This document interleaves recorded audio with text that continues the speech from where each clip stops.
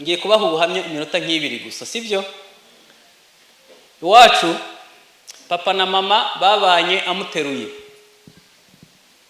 yaramucikije. Gucikiza murabyumva? Yaramucikije, hanyuma amucikije amukura mu majyepfo amujyana mu majyaruguru.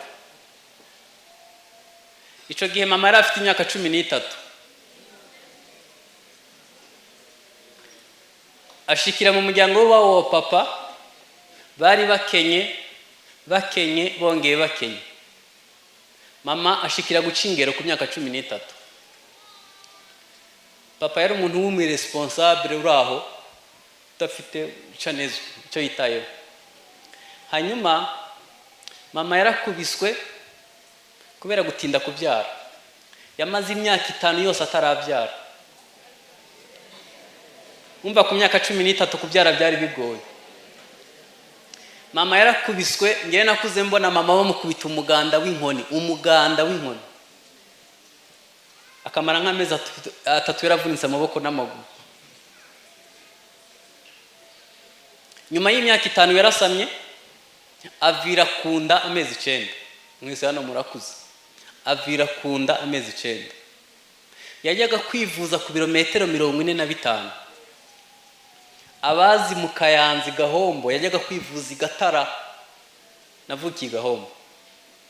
Hanyuma ababikira bahari baramubwira ngo ni grossesse imaginaire, nta mwana ari mu nda, kuko bareba ukuntu asenya bakabona nta hantu umwana ari. Inkuru yitira kwira ku musozi ko ari umuntu atwaye inda y'ibitekerezo, inda y'icuka y'igipfungu, nta mwana ari mu nda. Papa, mama wanjye na nyogokuru byara papa ntabwo bashobora gusuhuzanya mu ntoke. Papa yari afite bashiki be 5, ariko nyene byari bibi. Hageze kubyara nyuma ya nk'amezi 6 ibyo gusenya bikomeje, ajya kwa muganga, uruzi ruramutwara. Ubwo ntiyari afite umuherekeza, birumvikana. Yarohowe n'umugabo witwa Ndikumako uragiye inka. Hanyuma hageze kubyara, ababyeyi baramuherekeza, rutari urukundo, bagiye kureba ukuntu igipfungu bagitumurira mu kabana. Arangije abyara umuhungu mwiza ari we ngewe.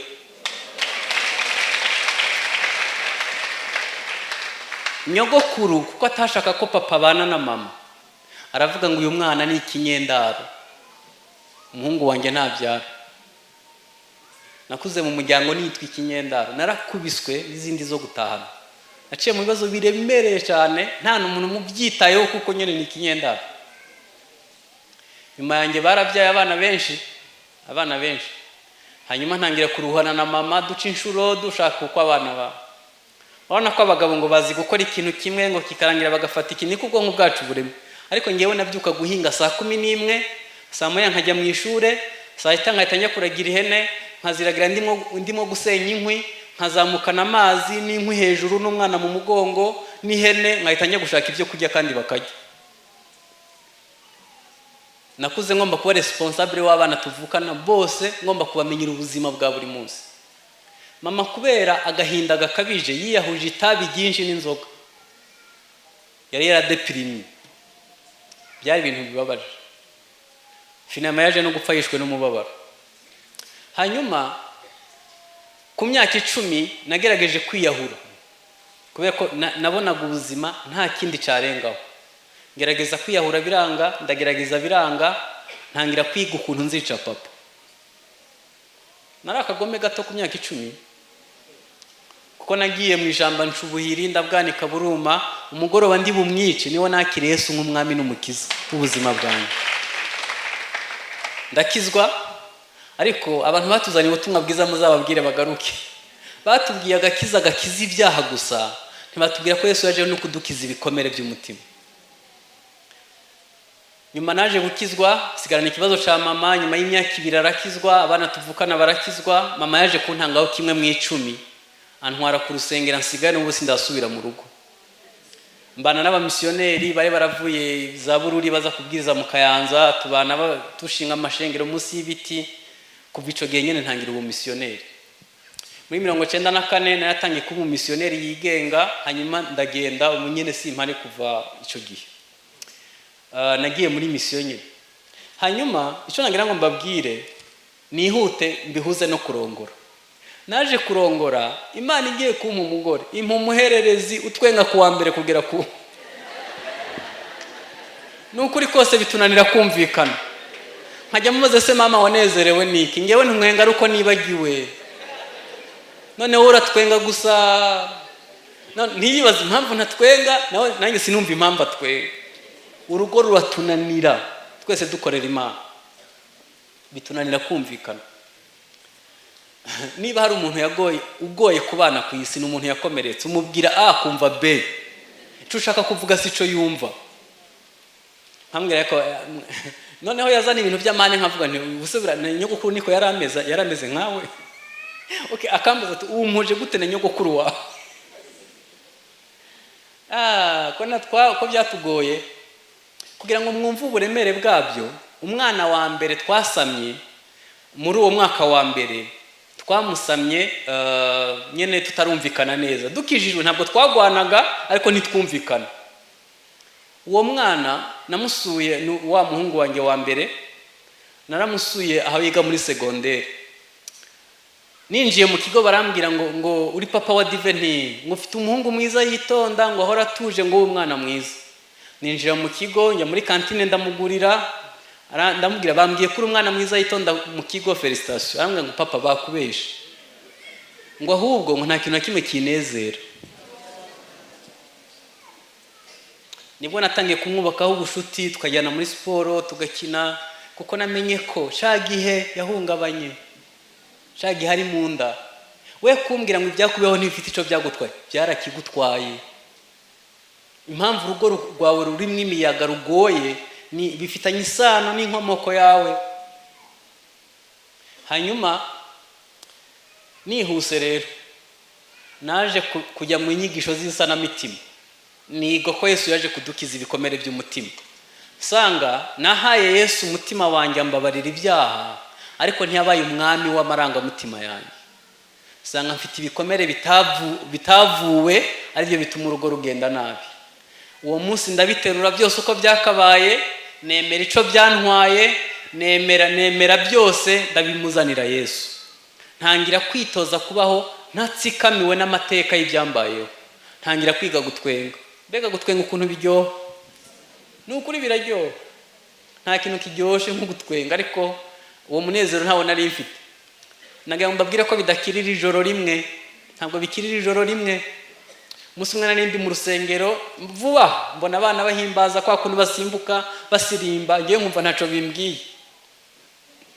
Noneho mbaza umwuka ndamubaza se bari abana nibo bafite ikibazo cyangwa ninjye ufite ikibazo? Umwuka arambwira ngo amarangamutima yawe yasigaye ku myaka 3. Hanyuma ubu rero nagiye gushaka umukansara dutoba utwondo kugira ngo menye aho impano yanjye yasigaye. Ubu muri mwe hari abantu bize ubuganga kandi muri ababaje. Ubu muri mwe hari abantu bize iby'ababyeyi bashaka bitari mu mpano zabo. Ukayukora ibintu udakunda nyene kubera ko nyene nta uzi impano yawe, nta wayireze. Umva ibyago bya kabiri tugira rero. Mu rusengero niho hari amahigwe ya kabiri yo kukurera mu mwuka, mu bugingo no mu mubiri, bakamenya impano zawe hanyuma zigakora. Nuyaburira ni byiteka ryose. Hajya pastor wawe ninde muntu ugufasha mu rugendo rw'agakiza? Ninde muntu yafasha urugo rwawe kugira ngo byibuze rubashe kubaho? Ntangira gukira, ariko gukira nubwo maze imyaka myinshi nkora isanamitima, niga inyigisho z'isanamitima, ndacivumbura mu tuntu dushasha twapfuye. Hari uduserire twinshi twagiye dupfira hose. Yesu atangiye umurimo wo kunkiza, natangiye kumva ubuzima butangiye kuryoha. Hari n'abantu bakunda ku rusengero bitari gukunda umurimo w'Imana, ahubwo ari ubuhungiro bw'ibikomere byabo. Ku rusengero niho hantu honyene biyumva neza. Mbese nk'uwabashira akamaterera hano akaba ariho bibera, byaba ari sawa. Kuko iyo arenze umuryango uri agahinda ke karagaruka. Nagira ngo mubwire inkuru nziza. Yesu ntiyaje gukiza ibyaha gusa, yaje no kuvura imvune z'umutima. ibyo mbabwiye n'ibivugika, hari ibindi bitavugika ntavugira hano. Twaciye mu bintu byumye, bibishe, bigoye. Ariko nge nasezeraniye Imana ko buri gikomere cyose naciyemo nzakibyaza umusaruro w'ubwami bw'Imana. Ico Yesu yankijije cyose nzagikirisha abandi. Nashizeho ishirahamwe ry'abantu babuze urubyaro mu Rwanda, bitwaga Kiza Hope Family.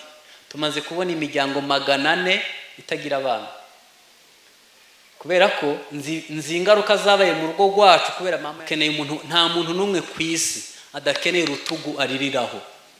Imana irabizi ko umuntu agizwe no kwibesha 70%. Fata 70% ugerekeho amosha ya Satani. Amosha ya Satani wagerekeho ibigeragezo waciyemo, ibigeragezo bigerekeho ibikomere ubigerekeho ubumenyi buke, umuntu asigara ari kangahe? Imana kuko izi ko umuntu aremanye intege nke. Nyuma ya Mose hari Yosuwa, nyuma ya Eliya hari Elisa, nyuma ya Yesu hari intumwa, nyuma ya Paulo hari Timoteyo, nyuma ya Yesu hari abashumba, igitorero hari abashumba. Imana irabizi ko umuntu babiri barutumwe, umwe yaguye undi nawe aramubyutsa. Gusa umuco wacu ntutwemerera kuvugisha ukuri, utubwira kubibika, ukabibika. Reka mbabwire ibintu bibiri nsorejeho.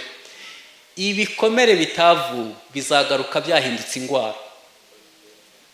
Abantu benshi badevelopye kanseri, bagwaye diabete, bagwaye umutwe udakira, ntibasinzira, abandi bananiwe gukora kubera ibikomere babitse mu mitima yabo. Siyanse yemera ko 50% y'ingwara abantu bagwaye zifitanye isano n'umubabaro. Twebwe mu Rwanda kuri ubu ibitaro bimwe gusa by'Indera bakira abantu 3,000 buri kwezi basaze. Kubera iki? U Rwanda rwaciye muri jenoside yakorewe Abatutsi. Abantu batunze amateka aremereye. Ibyakubayeho bifite ico byagutwaye, nutemerera Yesu ngo abigukize, ugakomeza kubibika, bizakugiraho ingaruka. Icya kabiri, ibikomere bitavu bituma umuntu akora ibyaha.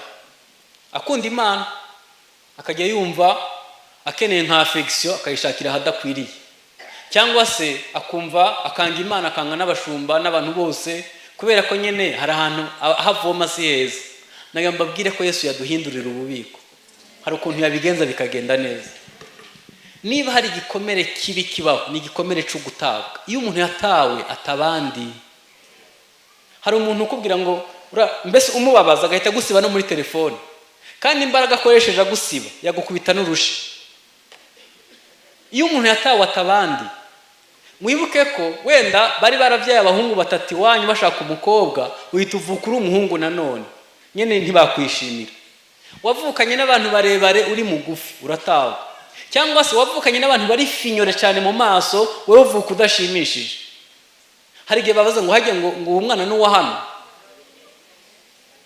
Ukavukana n'abana bazi ubwenge mu ishure, wowe wari ukwinginga, bakajya ngo ariko wagicucu wowe bizagereza. Ayo magambo bakubwira akagenda agutsikamira. Iyo umuntu yatawe atabandi. Mperuka kurara ahantu Nyamagabe ndi mu giterane, ndara muri famille menya ko hari inka, ndazikunda nubwo ntagize amahirwe yo kuzitunga. Hanyuma njya kuganiriza inka. Mwari muzi ko inyamaswa zumva, icyo zambuwe n'uburenganzira bwo kuvuga ariko kumva ko zirumva. Mbwira inka ukuntu ifite amaso meza, nyibwira ukuntu ifite ubwoya bwiza, ndayibwira ndayagaza, mbona iratwawe, ifite amafoto ari iraryoherwa bya hatari. Ndavuga ibi bintu n'ibinka zibikenera, abantu babikenera ku kiye kigero. None ibintu inka zikunda mwebwe mwarabibuze, ni hehe mutagira umujinya? Iyo umuntu yatawe atabandi, umuntu wese akenera kwakirwa no kwemegwa no guhabwa agaciro n'umutekano no kubaho mu bwisanzure. Iyo utabihawe ntuzabiha umwana wawe. Reka nkubwize ukuri, ibintu byose utahawe mu bubiko bwawe bitarimo ntuzabiha undi. Hanyuma nagira ngo mbabwire ko ibyo mugenzi wawe adafite rero, ibyo afite byiza uzabibyaza umusaruro, ariko ibyo adafite wige kubimubibamo nk'imbuto, uzagera igihe uyisarura. Hari ibintu twabonye na madame atazi gukora, ndabimwigisha tudashwanye, ubabikora neza kundusha.